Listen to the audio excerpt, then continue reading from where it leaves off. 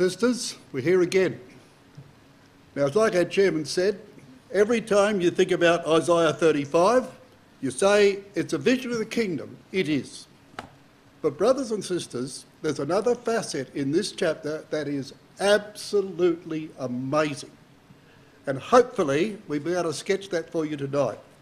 I just want to lay this out for you and just see where this chapter's going. Because it is a vision of the kingdom. There's no question of that. But I'm certain that many of you are going to be surprised to see the other facet in this chapter. It really is a surprise. But we can't do anything about that in chapter 35 unless we look at chapter 34. Now this sets the background for chapter 35. And I don't very much in this chapter at all. I'm just going to sketch a few things for you. Just 3 or 4 things here I want to sketch for you, and then we'll go straight into chapter 35, and I'm almost certain you're going to see where we're going. Because this is the chapter that's the background to this one here. So first of all, we read in the first 3 verses, there's an international crisis, right? It's the time of Christ's return. Come ye nations to hear and hearken, ye people. Let the earth hear and all that is therein, the world and all things that have come forth of it. Listen to this, says the prophet. This is a worldwide event. For the indignation of Yahweh is upon all nations, his fury is upon their armies, he will utterly destroy them and deliver them to the slaughter, and so on. So that's the opening of that chapter. So here's the great day of Armageddon, the great day of judgment, brothers and sisters, for which this world is fully ripe. We come down to verse 8. And verse 8, the 4 to verse 8 is talking about the day of Yahweh's vengeance.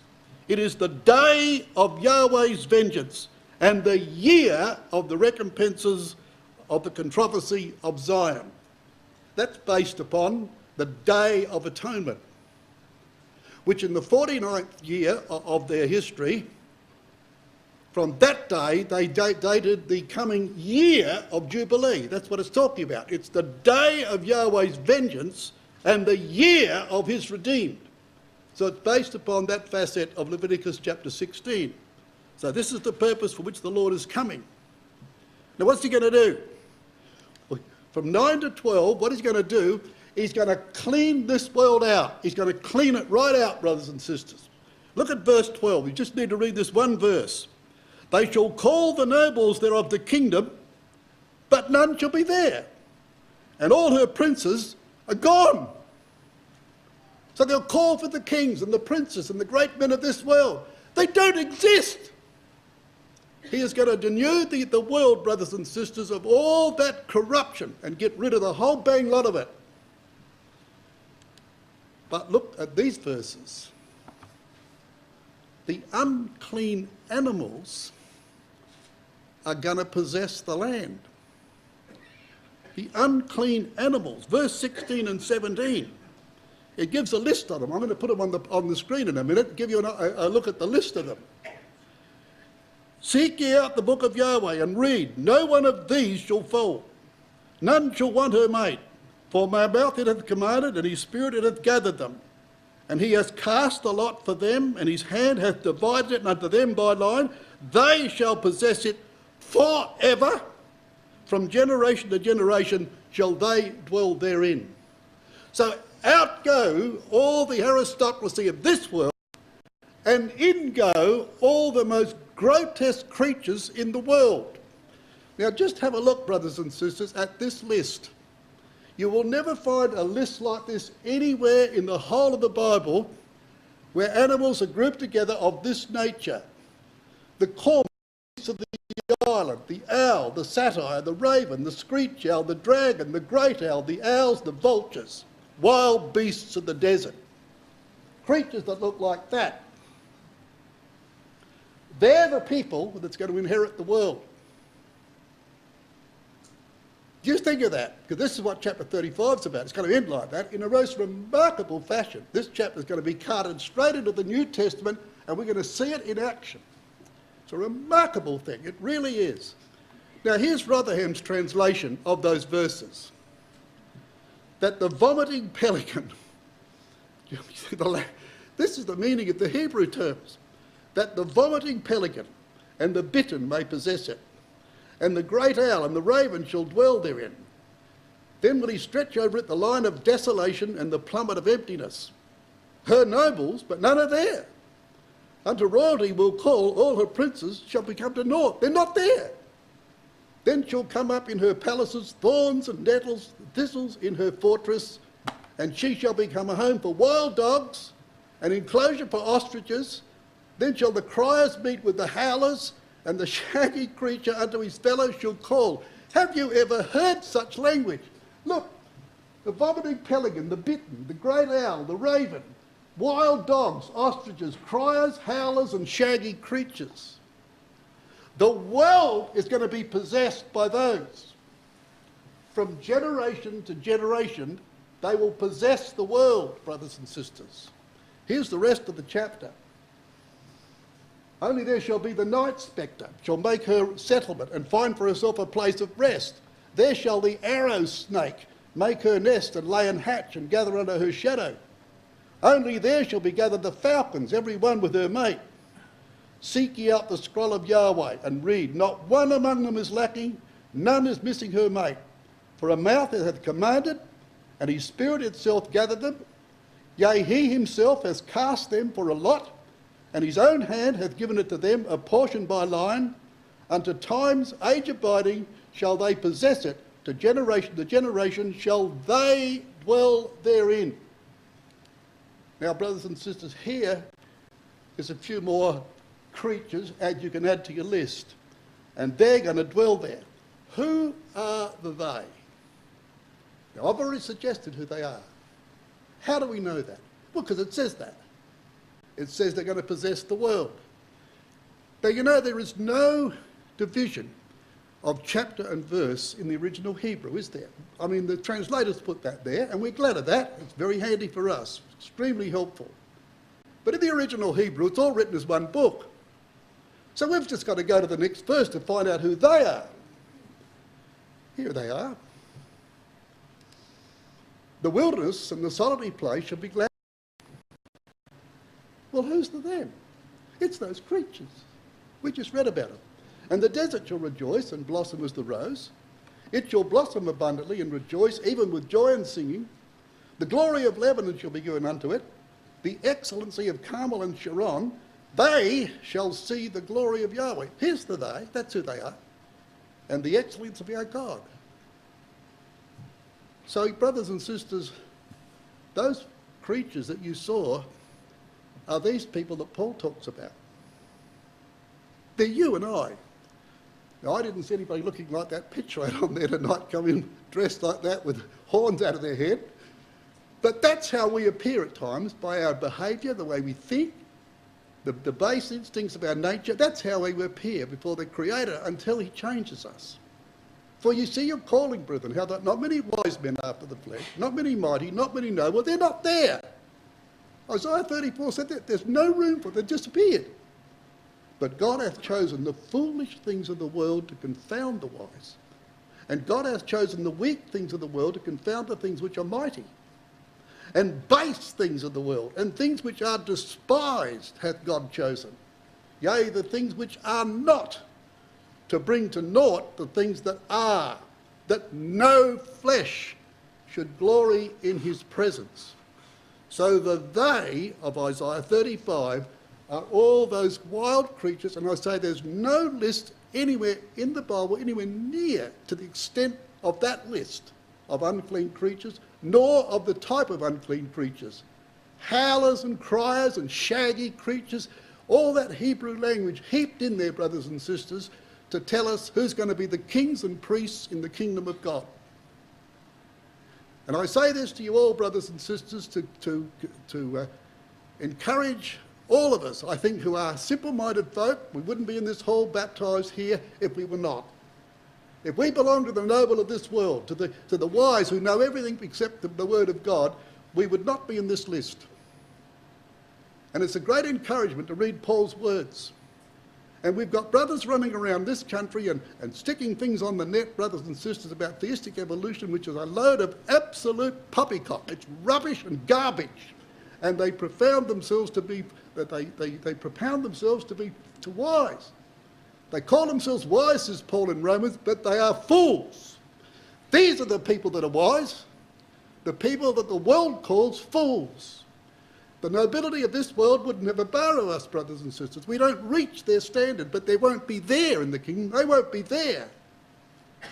But people who love God, who know their weaknesses, who understand that we are unclean creatures, but we try and do something about it, they're the people that God is going to make this kingdom and build that kingdom forevermore for their sake, brothers and sisters. That's who the them are. But there is a glory of the kingdom. My word, there is. Now, there are visions of that. I've only made two great divisions here of this talk. There are great reversals in nature and blessings for the oppressed among mankind in those verses. And in the final section, there's a glorious highway to the kingdom, brothers and sisters, now thronged with joyous people, unburdened from the sorrows of this life. We're going to see Billy Gerd back in here, Bill Temple back in here, brothers and sisters. And you'll be told later on, of course, tonight that our brother Warren passed away today. We're going to see Warren there. That's what we're going to see. And it's going to be terrific. And all the sorrows of this life are going to go behind us, brothers and sisters. All of them, swept out of the way. That's what this chapter's about. That's the division. Now let's look at some of the great reversals. Now you know what they are. The wilderness will become, waters will break out. Solitary place, gladness. The desert blossoms as a rose. Parched land, pools of water. Thirsty land, springs of water. You know, brothers and sisters, you don't have to have much of an imagination, do you? When you travel in our country, well, just take a map and have a look at the populated areas of Australia. Just have a look at it. It's like a man like I am, a bald head. It's populated around the coasts and it's desert in the interior. It's just nothing. But look at the extent of that territory. And can you imagine when the earthquake reshapes this world, brothers and sisters, changes the course of nature, when climate change is a thing of the past and God cleans up the pollution and the world starts to gear up again and to act as it was created to act. And you can imagine the waters breaking out in that desert, and what will follow the water will be verdure. Grass and trees and flowers and fruit, brothers and sisters, and there'll be vast tracts of land. There'll be no problem of bringing the people and dispersing them through the world. The Gobi Desert, the Sahara Desert, the Simpson Desert, you look at them, they're huge expanses. What a vision that is. You know, one of the greatest visions that you can have is water. Water's a magic thing. It's marvellous, brothers and sisters, what water will do. Want to see it work? Go and put fertiliser on your lawn. Go and put fertiliser in your garden and you'll get some result. Go out the next day after it rains and have a look. You ever notice that? Especially in your lawn. Put fertiliser on it, yeah, it's a bit greener. A nice shower of rain, half inch or so, next day, it's absolutely brilliant. Because you see, it gathers the nitrogen, does it, as it comes down, and the other mineral, and it affects the ground. God does that, brothers and sisters. That's one of my greatest visions of the kingdom. I want to be in the kingdom. I'd be very happy to be given the task of going out and helping people to do their farming and see that done in that glorious land, the way when God changes that. Absolutely beautiful. But there are more reversals. Now look at these two verses in Isaiah.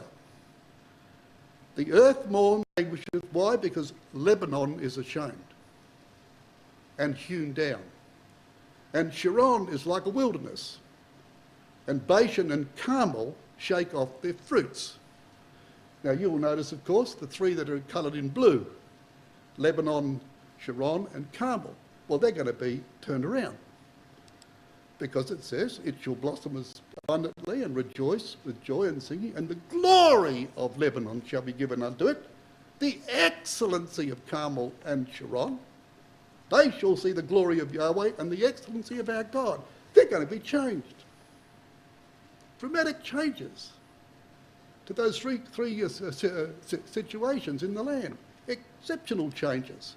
Now look at this. Here's a photograph of Lebanon. Okay, this was taken, brothers and sisters, about 1969. These are a grove of the cedar trees, rather. There's about 500 of them in that grove. Behind them towers up the range of Lebanon itself. Lebanon means white, and you can understand why it means white.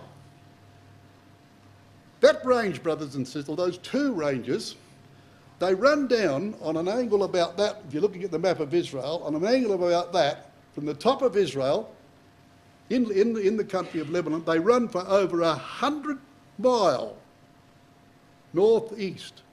And they're divided by a very great valley called the Bekaa Valley, which means a valley between two mountains. And these two twin mountains ranges run down. I've been from one end of them to the other. And we went right down the centre, brothers and sisters. It was a magnificent day. All right, you don't see those trees like they are there now, but that's what you see. There's only one other grove of them further back in the mountains where there's a few thousand. Can't get there. They only get to these trees. But just think of this, that in the day when Solomon got his timber from there, the cedars of Lebanon went up to the tree line on both sides of those mountains. Imagine it. And we've got a hymn which says, "Let Lebanon cedars rustle their boughs and fill the scented air." I have done that. I've actually stood in that grove and done that. Ankle deep in snow, brothers and sisters, there was a gentle breeze blowing through those cedars, and you could not believe the scent that came off those leaves. It was absolutely beautiful to stand there. If you lifted your arms, you wouldn't need any deodorant in the morning. It was just beautiful. It was absolutely beautiful. And the air was pristine. Just imagine them right along the whole length of those mountains on both sides of that valley. Like Isaiah in chapter 33 said, they're all languishing now. But the day is going to come when that's all going to be brought back again to what it used to be. The excellency of Carmel. The excellency of Carmel. Feed thy people with thy rod, the flock of thine heritage, which dwell solitary in the wood, in the midst of Carmel. Let them feed in Bashan and Gilead, as in the days of old. Now, can you imagine this? You see, Carmel, brothers and sisters, is that long, slithering, you might say, on the screen of a mountain range going out to the northwest, okay? Carmel is not one hill, it's a range of hills. Now you go out, right out at the top, of course, that's Mount Carmel proper, and it looks down over there, there's the Haifa there, and the city of Haifa, and the beach, and the Mediterranean Sea is in front of you. And it's out there pointing in a northwest direction. Whenever Israel's summer broke, and the rains came, brothers and sisters, the autumn rains come in order that they may sow their crops, the very first point that felt that wind and rain was the tip of Carmel. And in the Hebrew traditions, it has it that they'd set a watchman on the top of Carmel. And his job was that immediately he saw, like Elijah's servant saw, exactly like that, immediately he saw any sign of rain coming over a long, hot, parched summer, he would blow a trumpet. It would be picked up by other watchmen who were strategically placed right down the land. And trumpet after trumpet after trumpet was telling the people, it's raining. And we in Australia know what that means, brothers and sisters, at times of long droughts, which of course often come upon this country. And such was the fruitfulness, and that's what Carmel means. Lebanon means white, but fruitfulness is the meaning of Carmel. Such was fruitfulness, brothers and sisters, that in Amos's prophecy, when Amos was depicting the tragedy that has come upon Israel, he talked about the way that God would punish them by bringing the droughts upon the land. And one of the things he said, the very last thing he said was, and Carmel shall wither. When Carmel withers, everything's gone. Because that's the one that first of all got the refreshing rain that broke the summer droughts upon the land. Isaiah certainly knew his land, there's no doubt about that. And Sharon. Sharon shall be a fold of flocks, and the valley of Achor, a place for herds to lie down in, for my people that have sought me. You see, Sharon means a plain. And of course, you're looking up north, and what you're seeing up the top there, that mountain range, that's this side of Carmel. That's the southern side of Carmel. We were looking at the other side of that from that previous slide. Now we're on the southern side of it. And we're looking down the coastal plain here, along the Sharon here, which is extremely fertile, of course, because the hills of Judea. The rain plummets off of them and spreads its way right across that valley, and it's a place of flocks. You go there today, you take a picture there, and you will see acre after acre, mile after mile of vineyards. Green as grass, vineyards. The only thing that mars it today is the Gaza Strip. But you'll see vineyards going up there. And you'll see olives, brothers and sisters. And you'll see fields for flocks. Beautiful. This is what's going to happen, brothers and sisters, in the future. So that's what we see going on. Now, in this chapter we read this, verse 3. Strengthen ye the weak hands and confirm feeble knees. That's what Paul said in Hebrews 12, isn't it? Wherefore lift up the hands which hang down and the feeble knees, and make straight paths for your feet, lest that which is lame be turned out of the way, but let it rather be healed. Follow peace with all men, and holiness, without which no man shall see the Lord. Now these are days, brothers and sisters, when knees are feeble, and some people can't walk straight, especially when you get around about our age. It's very hard sometimes to walk straight. That's the natural things, of course, but they are talking about spiritual impediments too, aren't they? We need, brothers and sisters, to have very straight paths for our feet. Very straight paths. And they need to be old paths, because they're the ones you know better. Don't ever, ever be put off from the very simplicity of the truth which you all understand. Don't ever feel inferior to the so-called wisdom of this world. Just strengthen yourself with the view that's true, brothers and sisters, that we have a very straight path and we know it well. We'd never be in the truth if we didn't. We don't have to get lost. If we get lost, we're blind. With our eyes open, we know that path. We've walked on it for years and we're not getting off of it. That's what that's telling us. And if the knees start getting wobbly and you feel you're going to collapse, well, you just got to take a deep breath and strengthen those knees. That's what the apostle's saying, and this is what he's getting it out of this chapter. So you can imagine why he took it out of this chapter, because there's every good thing in here to strengthen the hands and the knees and the feet, brothers and sisters, isn't there? Every good thing we need is in there. So you don't do that. Now it goes on to tell us this. In verse 5, the eyes of the blind shall be opened, and the ears of the deaf shall be unstopped. That's interesting. Why is it interesting? Well, for this reason, brothers and sisters, the deaf and the blind are cured, right? Now just look, here's 2 chapters in Mark. They after the other, chapter 7 and chapter 8. In chapter 7, we read about a deaf man of the Gentile region of Decapolis. Now, Decapolis was just east, or right along the border east of the Lake of Galilee, a bit to the south, and then of course it spread over and took in the border of Jordan, all around the bottom end of Galilee. There was a special over there called Decapolis, which means the 10 cities, Decim Polis, the 10 cities. And they were the cities established by the Greeks. When the Grecian Empire occupied those territories, it was the Greeks who established that area and made it a special region only for Gentiles who could live in that region comfortably and not have to mix with the Jewish people. It's especially done for that. When the Greeks were swept out of the way by the Romans, brothers and sisters, the Romans thought that was a champion idea and they kept that going. So the Romans continued that policy. That was a special area, Decipolis, the 10 cities. And of course it was the Gentile area. And a deaf man was healed here. Again, departing from the coast of Tyre and Sidon, he came under the Sea of Galilee, through the midst of the coast of Decapolis. And they bring unto him one that was deaf and had an impediment in his speech.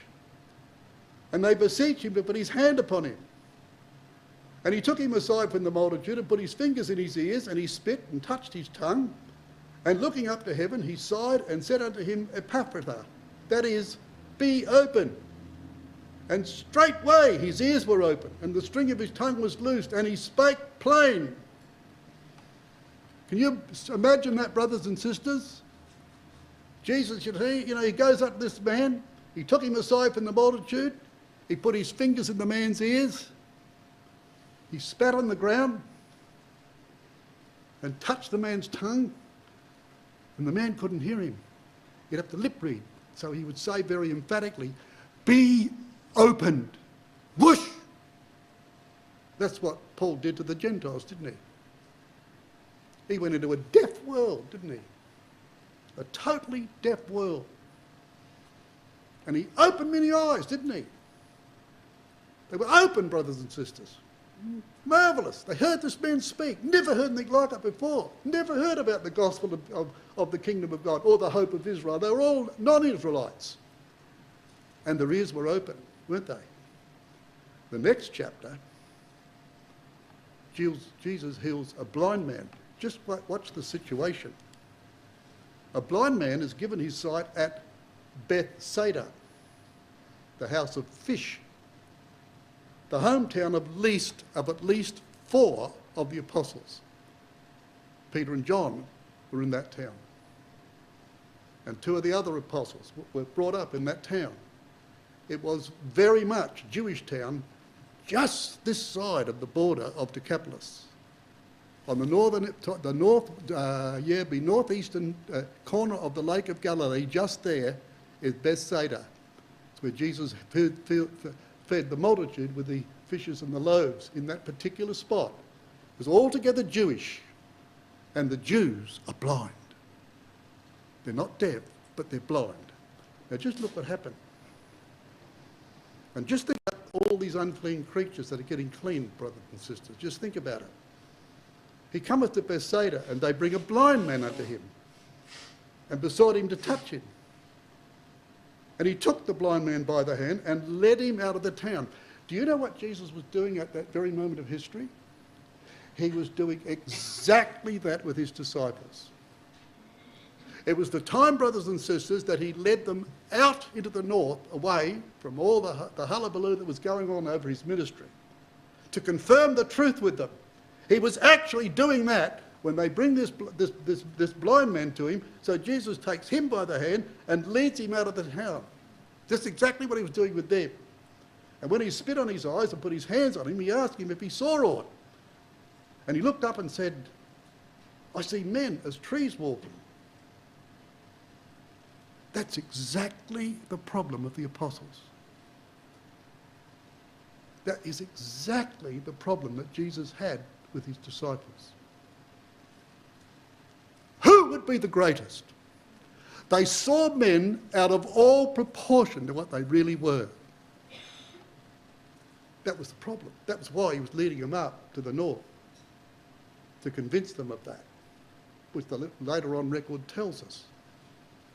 And here's a Jew, and he's blind, and the first thing he sees is men out of all proportion to what they really are. And the record goes on and he says, "I see men as trees walking." After that, he put his hands again upon his eyes, and that's what he had to continually do with those disciples. Jesus didn't give them one lesson, brothers and sisters. He never ceased to point out time and again, "Have ye no faith? Are ye so blind? Don't you understand that? Haven't you understood what I've said?" Again and again, he made him look up, and he was restored and saw every man clearly. Now Isaiah says the deaf and the blind are going to be cured. Isn't it interesting that they are in chapters 7 and 8 of Mark, those things? And you know, brothers and sisters, the truth is remarkable. You know, it turns foolish, uneducated people into brilliant people. I mean brilliant. Because we sit here today, all the nobility of this world wouldn't want nothing to do with us, the Christadelphians, are just a mad lot of people who even believe the Jews are good. But not good, of course, but they think they're good. And they wouldn't have nothing to do with us. And Paul goes to tell us in Corinthians, brothers and sisters, that they don't understand the word we're saying. They can't understand where we're coming from. But he tells us that we know exactly where they're coming from. You read Corinthians and for yourself and you pick that up. He talks about the spirit that's in man, the spirit of discernment. And he said, they don't know what you're on about. But we know exactly what they're on about. Why? Because we've seen it from God's eyes. And we know what we're like. We know what we're like. And we can see ourselves in those people, except we got the truth now. We're trying to be different. But we know exactly what the problem is. This is what the problem with the blind men of Bethsaida were. He didn't know that. First glimpse to him, a man was a great tall tree. It took another touch, another spittle, to make everything become very clear about man. See what Isaiah's on about, brothers and sisters? It's quite incredible. Incredible. And then he says this, you see, the lame man, the lame shall leap as the hart. Now, isn't this incredible? That the opening miracle performed by a Jew, Peter, at the man at the temple, the lame man at the temple, and the opening miracle to the Gentiles was the lame man at Lystra. By the time they got to Asia Minor, that is, of course, he'd been to the island of Paphos, but when they got actually on the area of their main mission, brothers and sisters, the first miracle performed by Paul was the lame man at Lystra. So Peter to the Jews, Paul to the Gentiles, and they were the first miracles, and they have this in common. They'd both never walked from their mother's womb. They both looked steadfastly on the apostles, and they both leapt and walked. Exactly that order in the first of those miracles. Do you reckon these things are recorded like that by accident? This is Isaiah 35 coming alive, brothers and sisters. It really is. Here, we're seeing it. We're seeing this chapter really coming alive. Now, in verse 8 to 10, a highway shall be there, we're going to read later on. Now let's have a look at this highway. There shall be a highway there. Okay. Here's what they did with highways.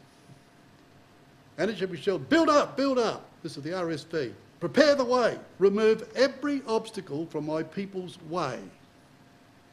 That's an incredible figure. It's an incredible figure. You know, you can read that quickly, but just have a look what that's saying. So here we are, the Enfield Ecclesia. We want to make our way to the kingdom. There's only one way to the kingdom. There are no devious routes to the kingdom. It's all straight. The highway's very, very straight. But brothers and sisters, in these times and seasons, as it's always been, there's a lot of rubble on that road. There are a lot of dangerous objects. They could hinder the approach of anyone to the end of that road, couldn't they? What do? Well, you build up, build up. You know what that's saying? What you do is, because you know your brother and sister's coming behind you, and some of them may be old folk, feeble folk, some may have doubts and fears and all sorts of things. So you're conscious of them. So as you make your way up that highway with your friends, you pick up every obstacle. You don't throw it away. You mark the boundary on it. You put the obstacle where the boundary is.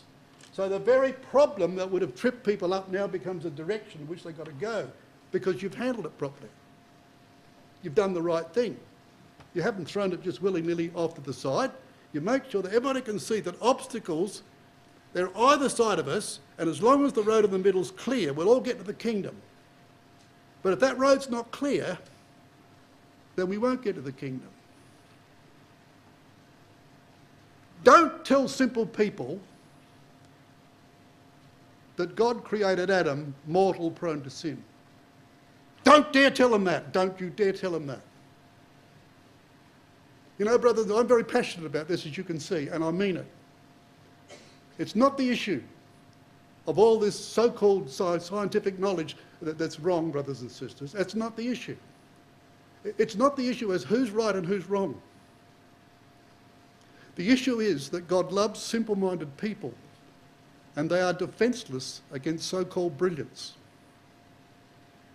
Don't put an obstacle in their way. You'll pay for that. That's what that verse is telling us. Go through the gates, prepare the way, cut the highway, same thing. gather out the stones, get rid of the obstacles, and then put up a signpost, this way. We had that done Sunday morning by Colin, Brother Colin. It was a magnificent exhortation, brothers and sisters, believe me. That was a magnificent exhortation. Very clear, that's the way. Get rid of the stones, and the very stones themselves, when they're put aside and put out there, they're pointing the way to the kingdom. You don't go that way and you don't go that way, just go down through the middle of them. That's where you go. That's what Isaiah is talking about. Ye shall not curse the deaf or put a stumbling block before the blind. You shall fear Yahweh your God. I am Yahweh. And that's the one we fear, brothers and sisters, above all else. Some people describe fear, just means a reverence. It means fear. Because he has tremendous power to save or destroy us, brothers and sisters, and there will be no answer to him. When that fear is in you and it's in me, then it will be out to defend anything that's offensive to him. That fear's got to be in us all. Let us not therefore judge one, but judge this rather, that no man put a stumbling block or occasion to fall in his brother's way. That's what they did in the old times with the highway. Make sure their brother didn't trip over what was on that road. Get it out of the way. And imagine those days too, brothers and sisters, roads weren't bitumised like we have them. So there were some dangerous tracks. Now this is the use of the root word for highway. It's rather interesting. The way of the slothful man, a hedge of thorns, but the way of the righteous is made plain. That's the same word for highway. So a righteous man makes things plain. This is what it means, this. It's very plain. Because my people have forgotten me. They have burned incense to vanity. They have caused them to stumble in their ways from the ancient paths, to walk in paths in a way that is not cast up. In other words, the stones haven't been removed. They're still there. But the ancient paths, Brother Thomas, brothers and sisters, if he had been removing literal stones for every difficulty he took out of our way, he'd have gone to his grave bent over like a bow. His back would have been broken. He got rid of more stones than I think any of us all put together. He got rid of them all. You read your Elpis Israel, Eureka and everything else, and he just demolishes them one after the other and makes it very plain it's that way. And it's as simple as ABC. That brother is to be commended, brothers and sisters, and he made a path for hundreds, if not thousands, of Christadelphians today who are treading that path, and people have gone before them have trodden it. It was Brother Thomas, not alone, but he was a tremendous worker, and so was Brother Roberts, and they did nothing else but remove obstacles and show that the way was very plain. Well, that's what the highway is going to be. Thus saith Yahweh, stand ye in the ways and see and ask for the old paths. Where is the good way? And walk therein, and you shall find rest for your souls. But they said, we don't want to do that. We will not walk therein. The old paths. You know, sometimes we get a corrupted view of that because a break-off fellowship calls themselves the old paths. Not talking about them, it's talking about the old paths of this book, the highway that Isaiah is talking about. A highway, brothers and sisters, that's laid by the truth and kept clean by the people who are walking on it, removing obstacles that have nothing to do with that plain path. That's what it's all about. And so you see, that's what it's here. And then you'll notice in verse 8 we get down to now, it says this, a highway shall be called the way of holiness, and the unclean shall not pass over. Now you might say to me, there you go, Brother John, you're wrong, because you've said the unclean will pass over it. Brothers and sisters, when that sheet got let down from heaven in Acts chapter 10 to send Cornelius off to a hated Gentile, he was a Gentile, right? Hey, he was a Roman Gentile. Really? A Roman? Yeah. And I'll tell you something else. He's a general in the Roman army. You're kidding. No. How many men's he got? 100. A centurion. 100 men, yeah. Really? And do you know what the name Cornelius it means, brothers and sisters? I don't know what it means. I'll tell you, I know where it came from. It was what they called a patrician name in Roman history. That is a famous family Roman, a famous family of Rome at the time of Cornelius. He was a member of that family. He had everything about him that would make a Jew vomit. That's why God let down all these unclean creatures and the sheep. Because Peter's attitude to him would have been abominable. He wouldn't go near him. And he let down that, and Peter, rise and kill, Peter. No, I won't do that. Leviticus 20 said I can't do that. And he was not wrong in saying that, because that's what Leviticus 20 did say. Now, God wasn't contradicting himself. He said, yeah, that's right. But Peter, I can clean them. I don't have to bring clean people for you. I can do that, Peter. Don't you call what I've cleaned unclean. That's why we have this chapter. These people that we've been talking about earlier, they're not like that anymore, brothers and sisters. They're not like that. They are clean people. And then we read this in verse 8. Now look at this, because this really is where this point really turns. And a highway shall be there, and a way, and it shall be called the way of holiness. The unclean shall not pass over it, but it shall be for those, the wayfaring men, though fools shall not err therein. Now, simply speaking, it's talking about our highway of holiness. It's saying that people who try to make their lives a life of holiness and keep themselves as clean as they can, they're the ones that's going to pass over that, and fools won't go down there. But there's something in this verse, brothers and sisters, that's fascinating. I want you to look at the margin. It says, but it shall be for those, the wayfaring men. Now the margin says, for he shall be with them. And the reason for that, brothers and sisters, is because the Hebrew's in the singular. Now this is absolutely magnificent in my view. Here is this highway, all these unclean animals representing the simple folk of this world, the despised, the people who've got no nobility, the people of the world that got no time for. They're all there, brothers, now cleansed of God. They're making like this highway, and there's another one on that highway with them. He shall be there. Now just look at Rotherham's translation. Jesus Christ, and there shall be a raised way, even a high road. And the high road of holiness shall it be called. There shall not pass over it one who is unclean, but he himself shall be one of them travelling the road, and the perverse shall not stray thereinto. He himself shall be one of them travelling the road. There won't be any unclean people there, brothers and sisters. It's in the singular. So there's one single person then singled out as being important, and he's just one of them travelling on that road. Now don't miss that.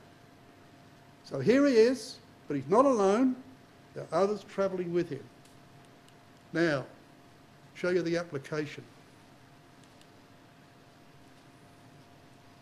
And they came to Jericho, a city of curse. And as he went out of Jericho, his disciples and a great number of people, blind Bartimaeus, the son of Timaeus, sat by the highway begging. Have a look at this. And when he heard it was Jesus of Nazareth, he began to cry out and say, Jesus, thou son of David, have mercy on me. And when he charged him, he should hold his peace. Shut up, they'd say to him, be quiet. But he cried out a more the great deal, thou son of David. Look who he's calling upon, brothers and sisters. The sure mercies of David, Isaiah 55. What's sure about David's mercies? Adultery with your next door neighbour's wife. A man living next to David is no mean person. He happened to be a convert from the truth, from the world. He was a Hittite. He was a man of incredible integrity. And David goes, while he's out fighting for David's safety and the safety of Israel, David's home wandering around with an empty mind at that time. looking down at the top of his roof and saw that woman and took hold of her and committed adultery with her. And then when she was with child, he then sat down and plotted that man's death, who was number 39 in his army, and his army numbered hundreds of thousands, and he was the third captain over the army. Imagine his status in Israel. And when he was sent back by Joab, and David got Joab, who he had no time for, to connive with him to get that man killed in battle. And when it was all over, brothers and sisters, I'm not here to denounce David. God forbid I should do that. But it's what I'm saying is true. It's true. Terrible crime. Terrible. Terrible crime. Adultery with a woman of a man of that stature. And then cold-blooded murder by the hands of a man that he had no time for. And when Nathan stood there, the prophet, by the word of Yahweh, and said, "Thou art the man," in the next breath, said to David, "But Yahweh hath put away thy sin." Now, who's got a list in this hall of sins like David? Many of us, probably if not all of us, have thought in our minds evil things about men and women. But I doubt too many of us committed adultery. And I don't think we got any murderers. And in the very next breath, he didn't say, "I'll give you 12 months to put it right. You've got to do this or do that." He said, no. In the very next breath. You know, brothers and sisters, that changed David forever. And there are two Davids in the record, one before and one after Bathsheba, and nothing to lie. And when that blind man called out, "Son of David, have mercy on me." Look at the impact that would have had on the Lord. And what about his mind? And do you know the only other person that I know of, at any rate, that did that was the woman of Syrophoenicia, of whom Jesus said was a dog, come from a scum district, eroded by the sexual immorality of the age, and she was the other one who used that term, "Son of David, heal my daughter." And this man sat by the highway, and they called the blind man. He said, "You go and call them." Now, would you do that? If you've got a blind man, are you going to call a blind man to you? A blind man? Certainly not. You're going to walk over to him. But he gets the Jews to call this blind man near Jericho, and his name means, brothers and sisters, the son of the unclean. And he's standing on a highway, or sitting beside the highway. That's Isaiah 35. There's no question of that. And he cast away his garment, rose and came to Jesus. And Jesus answered and said unto him, "What wilt that I should do unto you?" The blind man said unto him, "Lord, that I may receive my sight." Jesus said unto him, "Go thy way, thy faith hath made thee whole." And immediately he received his sight and followed Jesus in the way.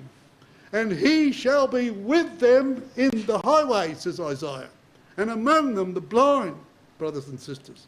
Now, if we haven't got that plain, just note, Jericho, the city of a curse. Bartimaeus, son of the unclean, because the meaning of Timaeus. Now, think about that. Don't just loosely just pass that by. Son of the unclean. What's that mean?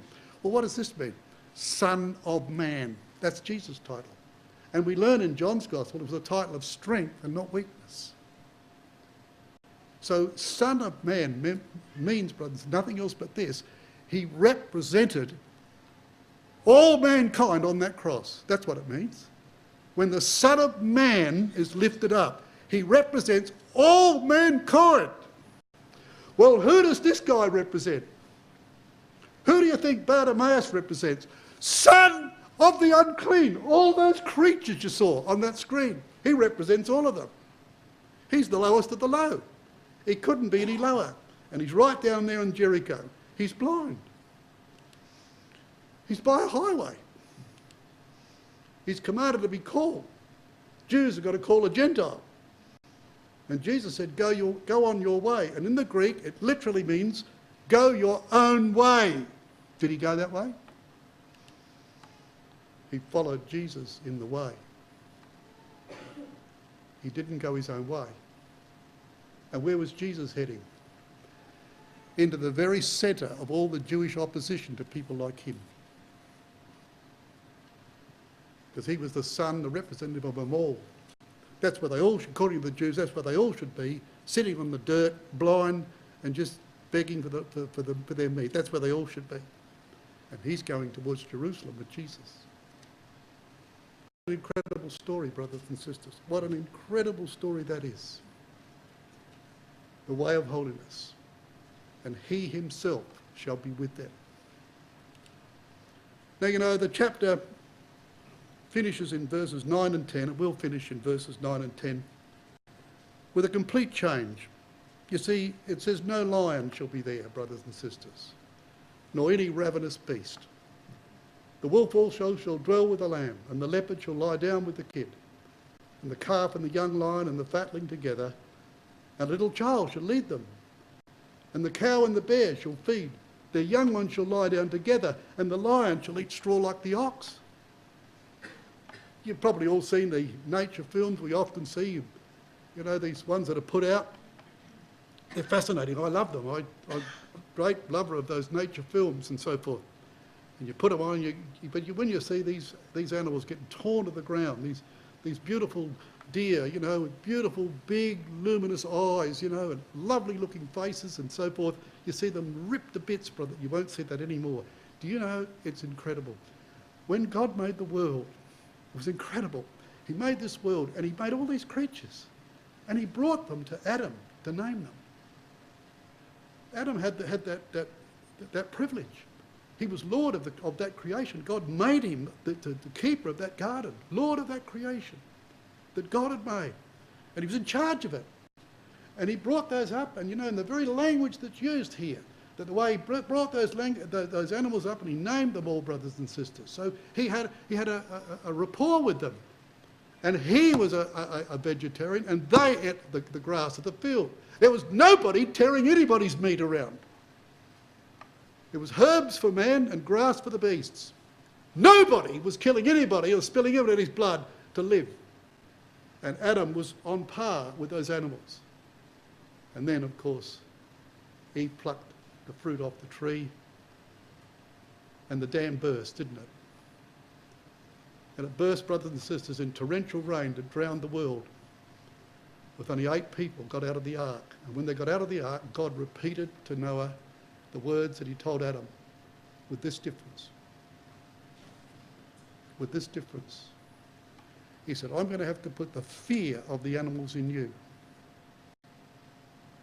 Or rather, the fear of you in the animals. I'm going to put the fear of you in those animals. Why did he have to do that? It's clear why. Because men by this time were well and truly into their meat. That only comes from animals. And now it's no longer patting an animal's head and say, oh, you're a darling little lion. It's not like that anymore. Now it's all changed, and it's savagery. And Noah is told, you better be careful, because I'm going to put the fear of you in those animals. And God didn't tell him why, he didn't have to. It was fairly obvious, brothers and sisters, you can't go out in the field anymore and whistle up a lion. You can't do that anymore. But you can in the kingdom, because now it's back to the Garden of Eden, and better, isn't it? And the final picture, of course, is the one we're all waiting to get for. They shall hunger no more, neither thirst any more, neither shall the sun light on them nor any heat. For the Lamb which is in the midst of the throne shall feed them, and shall lead them unto living fountains of waters. And this one's hard to believe. And God shall wipe away all tears from their eyes. You ever thought about that, brothers and sisters? Have you ever thought about the people that we know and love in the truth, that their children didn't come into the truth? How do you think it's going to be possible for that to be erased forever? Could it ever be erased from your mind or my mind? We've had 7 children, they're in the truth. Hopefully, with ourselves, of course, they're all of us, we'll all be together in the kingdom. But what if 1 or 2 of them, 3 or 4 of them didn't come into the truth. Would I carry that on in the kingdom? It won't happen. It's miraculous. It has to be. There are sorrows, brothers and sisters, that are carried by others that we know nothing about, who must wonder how on earth God could ever do that. But he can do it. And if we try and imagine how he's going to do it, it'll get us nowhere. You've just got to believe that. Because it's very difficult to imagine how some tears can be wiped away. Because they cut deep. Some people weep for years and years and years and years about things and other people, thinking perhaps they can never ever be erased, but they will be erased. We cry, some of us, at funerals, but we know that they'll be raised. That's fine. But there are things, brothers and sisters, we'd like to see done that won't be done. We are not the judge of all the earth. So we've got to realise that we're reading here divine things, things that are out of our control. But the great, wonderful thing, brothers and sisters, we must never forget, and I have difficulty with this, just as much as you would. The great, wonderful thing we've got to get into our head, it is not impossible with God. It is not. He will wipe away all tears from their eyes. He will do it. He will do that. There's no question of it. And how he will do it is beyond our understanding. But the fact that he will is in the Bible. And we believe that, brothers and sisters. So let us keep pursuing that road.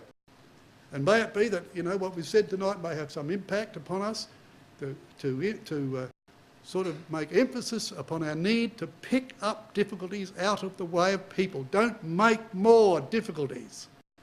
Pick up the ones you know that are difficult and move them to one side. Make sure that people know they're gone because they know that's been a problem. Don't trip over it. Go down the road that's plain. That's the duty, brothers and sisters, of every brother and sister in our ecclesia, whatever your abilities are, whatever field of endeavour it takes you into. That is your task. Remove obstacles from people. Make life easier for people so that when we get to the kingdom, brothers and sisters, there certainly won't be, in many cases, tears in our eyes for anybody because we'll all be there together.